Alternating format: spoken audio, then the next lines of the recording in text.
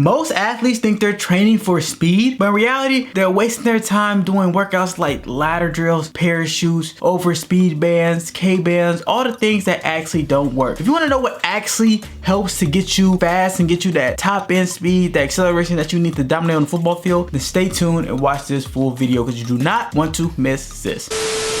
What is good, YouTube? Welcome back to another video here at desireLess with your guy KJ, helping you guys elevate and dominate as a running back. Today we have a special video because I'm going to break down how to actually get faster and break down the myths or things that you might be doing right now that probably isn't getting you the results you want. And I'm going to show you how you're going to actually get the things that you need to be a threat on that football field. So going into the first part, we're going to talk about the myths, or not even a myths, but things that people might think that will help them get faster but are actually not getting you guys faster at all. And number one is going to be the ladder drill. Now, I know a lot of people might use the ladder drill to think they're going to increase their quickness or their foot speed, but in reality, that is not what the ladder drill even does. I mean, the ladder drill isn't necessarily going to make you quick. And it's proven by science and research that ladder drills it's impossible to make you quick. In order to increase your fast twitch muscle fibers, which are the muscle fibers that make you faster and make you quick twitch, is that you need to be using 80 to 85% of your maximum effort. No matter if I'm sprinting, if I'm lifting, I have to at least be using it at a high rate and also moving it fast. When you're doing a ladder drill, it's not really a high intensity movement. It's really low. Think about it. You're doing an icky shuffle, this and that. Like, is your body really, is that the same stress going through a power clean or 85% power clean or 85% front squat? No, it's not. So it's not necessarily going to get you quicker or be able to accelerate or anything like that. I mean, I like to use ladder drill as more of like a supplement to my workout. So for example, if I'm warming up, yes, I will bring out the ladder drill because I feel like that's a good way to warm your feet up to get your body moving, but it necessarily is not going to get you quicker. All right, you do not want to use the ladder because it's not going to do it. And I know a lot of people use it from when they're kids growing up. It's like, hey, the first probably equipment you ever got was a ladder. I know that was probably mine too. I got a ladder. I'm thinking, man, I'm finna get so quick and fast, but in reality, that's not what's actually going to get you quick and explosive. Going into myth number 2 or workout number 2 that you guys might be doing is parachutes. Now, the idea of a parachute thing is like, man, it has to work, right? You're having wind blowing you back and resistance sprints and everything, but in reality, it doesn't work. And here's why. Because one, and this is from my experience with using parachutes, is that when you use a parachute, one parachute isn't even enough, bro. Like, the one parachute is hardly any resistance. And then number 2, even if you have to get 3 or 4 or 5 parachutes, which is going to be a hassle, it doesn't necessarily stay in directly behind you. I mean, it goes up and down. It doesn't give you the proper constant resistance where you want it to be that you need to actually be able to increase your speed. So it's really not even, one, you're not getting enough resistance. 2, it's all over the place. And then it's like I said,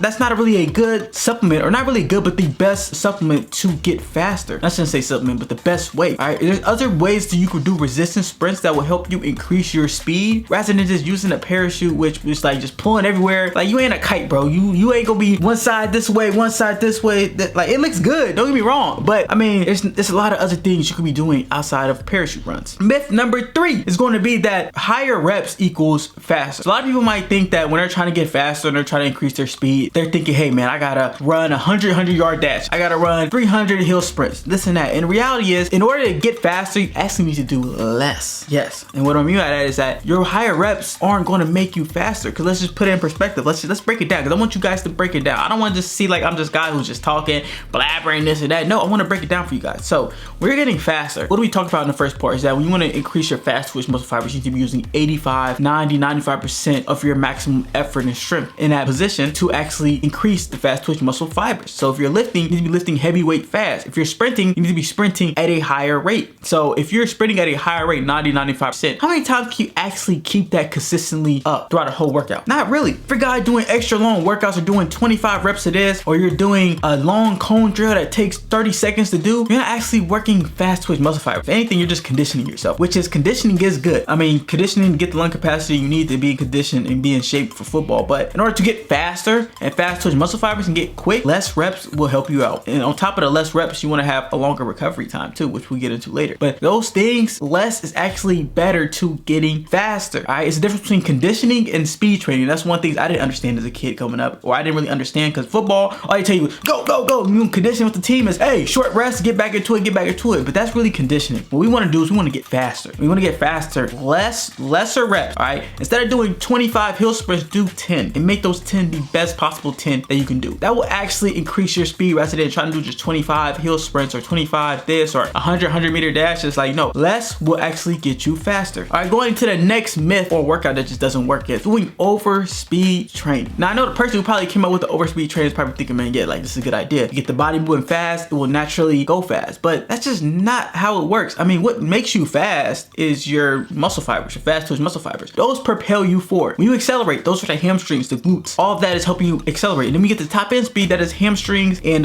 hip flexor muscles. That's just the muscles you have. I mean, if you are putting yourself on an overspeed situation, let's say you're running on an overspeed treadmill, or you have some band pulling you or anything like that, your muscle is gonna be like, okay, well, I did it this one time with assistance, now I'm gonna be able to do it forever. Like, no, it's just gonna go back down to whenever you're not using overspeed training, it's just gonna go back to your regular level. It's like me just saying, hey, if I was tied to a car and I was running as fast as the car, then when I remove that car, I'll be just as fast. No, not necessarily, because you're not running it fast. You're not pushing yourself to go that fast. It's the momentum of the car. It's the momentum of the treadmill. It's the momentum of the overspeed band. That's not actually you. All right, and like, if you want to train your fast twitch muscle fibers, if you want to be able to spark your central nervous system, which I'm guessing that's just what they're trying to do, is spark the nervous system, is you can do that in the weight room. There's better ways you can do that. You can do that by actually just sprinting full speed, by lifting heavy weights fast, doing plyometrics. All those things will train the nervous system to be able to spark fast. But that's an overtraining and overspeed training, because that's more likelihood of you actually probably getting injured, to be honest. Doing an overspeed training, running on some overspeed band, running on some overspeed treadmill, you're probably gonna fall. I mean, probably not, but if you do, it's a higher chance, so why even do it? That's not a good way to actually get faster. I mean, it's just like,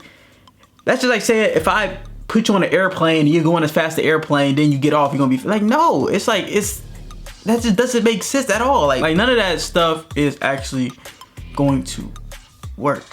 I mean, you only are fast as how you can go. And the best way to get that is actually increase your fast twitch muscle fibers and actually increase the muscles that make you faster, not assisting you. Because when you're doing assisted sprints or anything like that, it's helping you run faster. Now, I'm not saying all overspeed training is bad. I mean, I get the purpose. The purpose is to train the nervous system. I get that. You do need to train the nervous system to get used to moving fast, which I do agree. But if you're focusing on that a lot, or just thinking that it's going to exactly get you faster, I just think there's better ways to that. Now, we're going to go to the good stuff. Actually, how to get faster.